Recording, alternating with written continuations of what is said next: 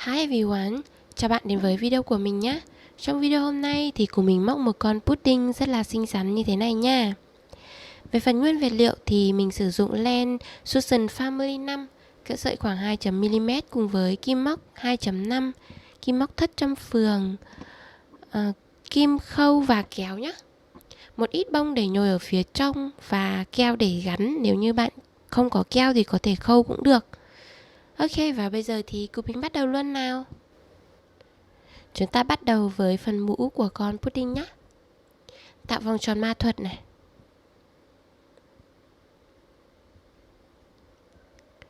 Móc vào vòng tròn 5 mũi móc đơn. Mũi thứ nhất, xỏ kim vào. Lấy len từ trên này. Lấy len kéo qua. Đây là một mũi móc đơn. Mũi móc đơn thứ hai. 3 4 5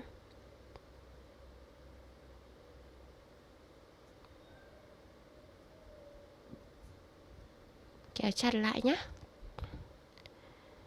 Móc một mũi trượt vào mũi móc đơn đầu tiên. Ở đây mình sẽ xỏ kim qua đây và kéo qua, lấy len kéo qua hết các vòng luôn, như vậy. Rồi. Sang hàng thứ hai, lên một mũi bính. Ở hàng thứ hai này mình sẽ móc là 5 mũi tăng, tức là tại mỗi chân mũi ở hàng thứ nhất này mình sẽ móc vào đây 2 mũi móc đơn. Thì mình có 1 này, 2, 3, 4, 5 chân mũi tất cả. Tổng mình sẽ có 5 mũi tăng nhé. Một mũi móc đơn này, 2 mũi móc đơn cùng một chân như thế này. Vậy là xong một mũi tăng nha. Mũi tăng thứ hai.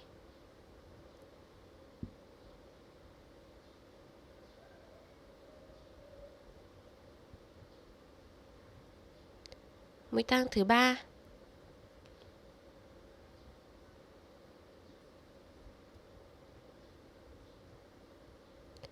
Mũi tăng thứ tư.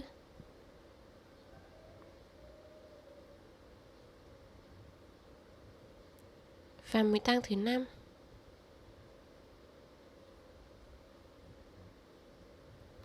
Mình sẽ trượt vào chân mũi móc đầu tiên. Ở đây mình có chân nho nhỏ này, mũi nho nhỏ này là mũi trượt ở hàng dưới, bỏ qua này. Mũi bính lên hàng, bỏ qua này, trượt vào chân mũi đầu tiên này nha. Kéo qua tất cả, rút thật chặt nhé. Bẻ xuống và mình cắt len đi nha. Nếu như mình cắt len là để lát nữa mình sẽ dùng keo mình gắn vào phần thân. Còn nếu bạn không có keo để gắn thì hãy để cái sợi này dài ra nhé, để mình khâu đấy. Xỏ vào chân này, lấy len kéo vào trong nha.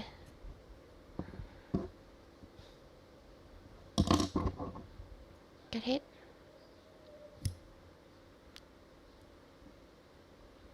Đó, như thế là xong được phần mũ nhé. Móc tai. Mình cũng bắt đầu bằng vòng tròn ma thuật.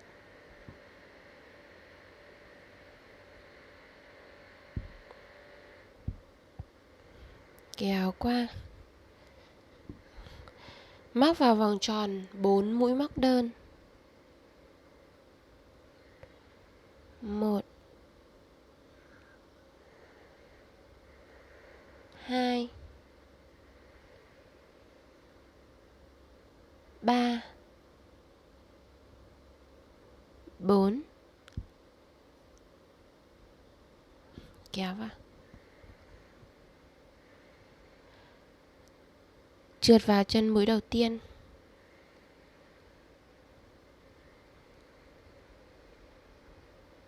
Hàng thứ hai lên một bính. Mình sẽ ở hàng thứ nhất là mình có được 4 chân mũi. 1 này, 2, 3, 4. Đây là mũi trượt nha. 4 chân mũi này mình sẽ móc một đơn này, một tăng, một đơn, một tăng nhé. một mũi móc đơn, một mũi tăng ở chân thứ hai,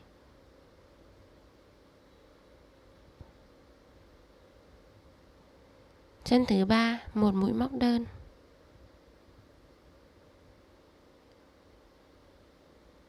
chân mũi thứ tư một mũi tăng,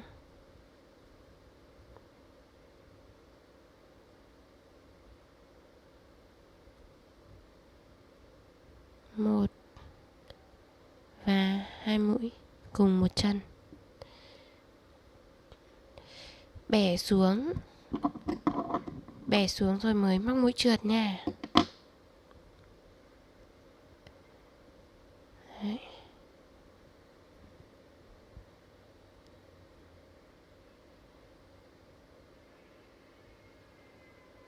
Ở đây là mũi trượt hàng dưới này, mũi lên bính hàng 2 này, trượt vào chân mũi đầu tiên này.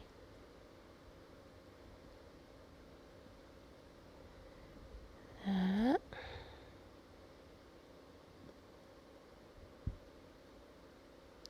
Hàng 3 lên một bính, mình sẽ móc mỗi chân một mũi móc đơn nhé. 1 2 3 4 5 và 6. Mũi trượt vào chân mũi đầu tiên. Đây.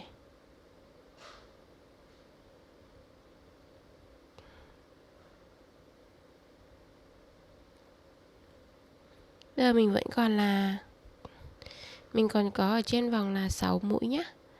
1 này, 2, 3, 4, 5 và 6. Vậy thì ở hàng tiếp theo mình sẽ móc này, một đơn này, một mũi giảm là móc từ 2 mũi lên này, một mũi đơn này và một mũi giảm. Như vậy nhé, để nó nhọn lại giống như phần đầu bên này. Một bính, chân đầu tiên một mũi móc đơn,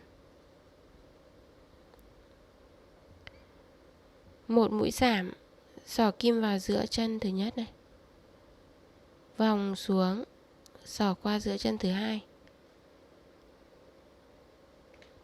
lấy len kéo qua 2 cái cạnh chân mũi thôi nha.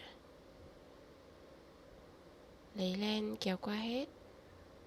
Đó. Chân kế bên một mũi móc đơn,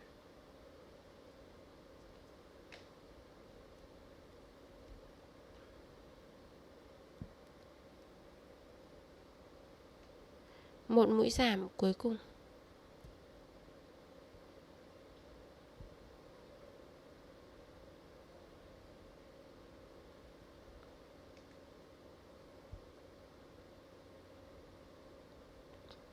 Đến đây, nếu như bạn thấy trượt hơi khó thì hãy cắt len đi và mình dùng kim để xỏ nha. Hoặc không là mình dùng kim khâu để mình xỏ cũng được. Mà dùng kim này xỏ luôn. Đấy, xỏ vào chân mũi thứ nhất này.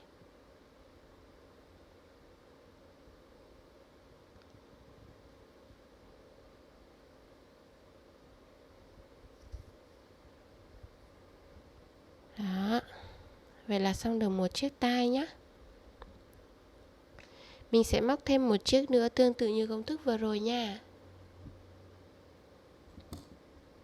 Móc 2 phần tai giống nhau như thế này. Nếu như mà bạn không có keo để gắn ấy thì hãy dùng cái sợi này để khâu nha. Ở đây mình dùng keo gắn nên là mình sẽ cắt đi cho sợi vào đây.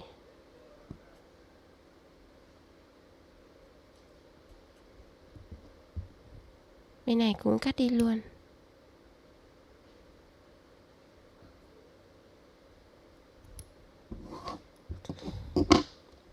Hai tai một cái mũ. Còn về phần thân thì ở video hôm trước mình đã có móc con thỏ này là cái phần thân của con thỏ với cái phần thân của con pudding y xì giống nhau. Cho nên là mình sẽ để link video ở trên màn hình để bạn có thể bấm vào theo dõi và thực hiện theo nhé. Cũng như là ở phần mô tả mình đã móc rất là chi tiết ở phần thân này trong video hôm trước. Bạn hãy theo dõi, nếu như có vướng mắc ở đâu thì hãy bình luận cho mình biết nha. Bây giờ mình sẽ dùng keo để gắn các bộ phận lại với nhau. Gắn phần mũ trước.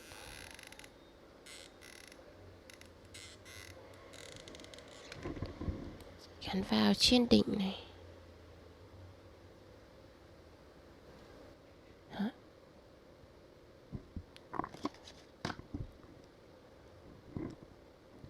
Đến phần tay. Tay mình sẽ bóp dẹt cái đầu này một chút để mình gắn xuống đây, như thế này. Bạn căn nhé, căn cho nó đều đẹp một chút.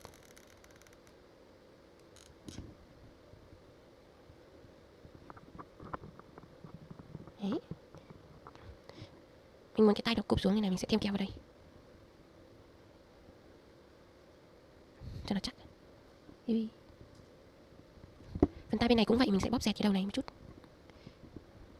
uốn nó xuống, gắn vào đây.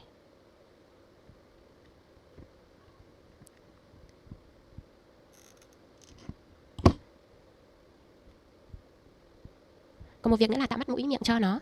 Dùng chính cái sợi màu nâu làm mũ ấy để mình tước ra khâu nhé.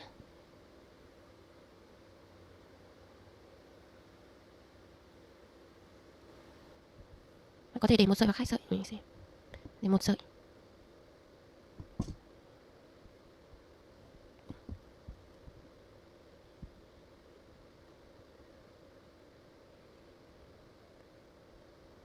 Cho vào giữa đây.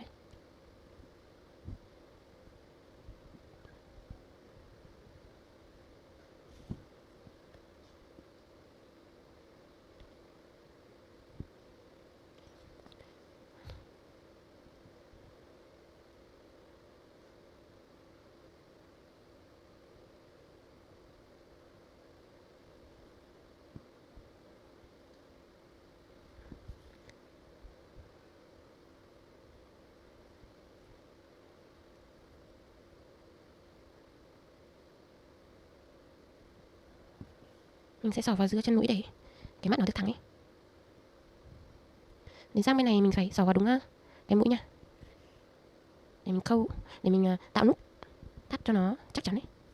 Bây giờ mình phải xỏ vào đúng cái chân mũi đó đấy, xỏ qua bông sang bên kia nó sẽ bị vướng vào bông đấy. Cứ làm như vậy để thắt cho nó chắc chắn nhé.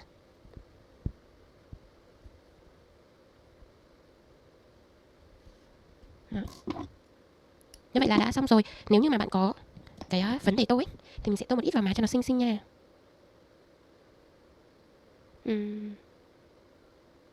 Cái cọ này của mình nó hơi to. Nếu như bạn không có cọ thì dùng bông tăm ấy cũng được. Đây nó. Đó, rất là dễ thương luôn. Cảm ơn bạn rất nhiều vì đã theo dõi đến cuối video. Và hẹn gặp lại bạn ở những video tiếp theo nhé. Thank you so much and see you in the next one. Goodbye.